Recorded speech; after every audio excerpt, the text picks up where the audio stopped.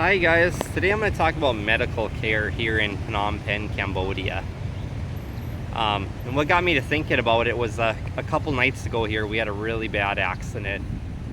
Me and my buddy were out here on the riverfront here at this park here, over by the Royal Palace, sitting on our bench, or sitting on a bench, and because somebody else was using our normal bench we always like to sit on.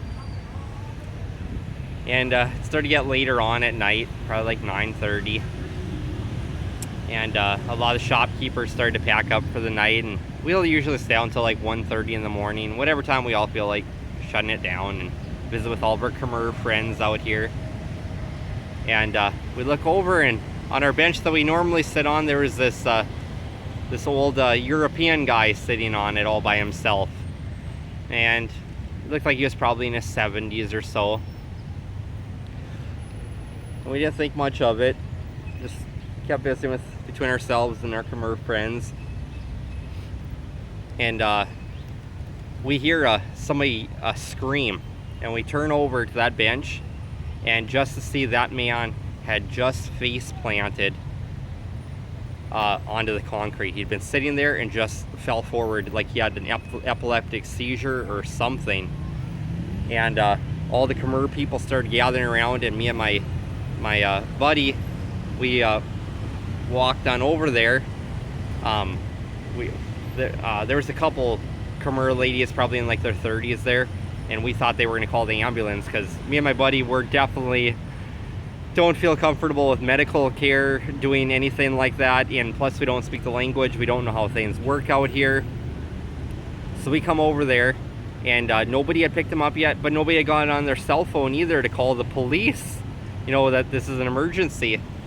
So my buddy and a Khmer man were the first to get over there, of adults anyways, and they each grabbed on his shoulder to lift him up. And the guy was pretty heavy. He must have been over 6 feet tall. And then they said that that I should help give them a hand too, because they were trying to get him off the ground onto the bench. So I went ahead, and they were lifting up his upper body, and I lifted up his legs to lay him down on the bench.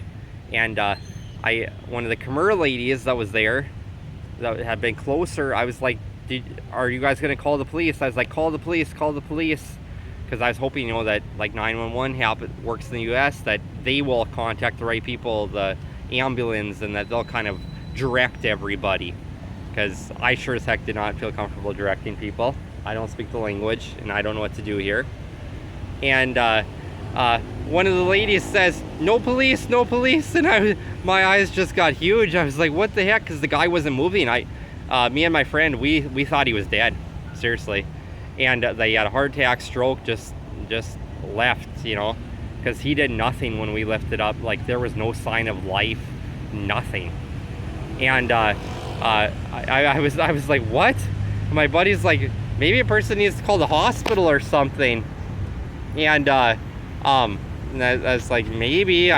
So the girl, she started getting on her cell phone, and I don't know, some other people, they must have ran further down, because we see police officers driving on their motorbikes, or at least parked on their motorbikes, all over on Riverfront Road here around this park. And pretty soon 2 police officers do show up, and I don't think they even called. They were like taking pictures. I don't know, or whatever. But pretty soon one of the ladies there, we saw she was on her cell phone, and my buddy's like, who are you calling? And she's like, I'm calling the hospital. And we're like, okay. And no ambulance was showing up or anything, and pretty soon the guy actually came back to life. He like gained consciousness, and he sat up, and there was just blood spewing from his forehead. He must have just hit that concrete just straight with his forehead. And one of the ladies was putting a bunch of napkins all over his forehead, and they had his wallet. I'd seen her holding it or whatever, and they set it down on the bench, and all of his money was all strewn out on there or whatever. I'm sure maybe they were checking to see his ID and to see if he had some type of Cambodian insurance, health insurance card or something. Nobody was stealing his money. There's tons of little street kids all around. I mean, just everybody was very concerned for this guy.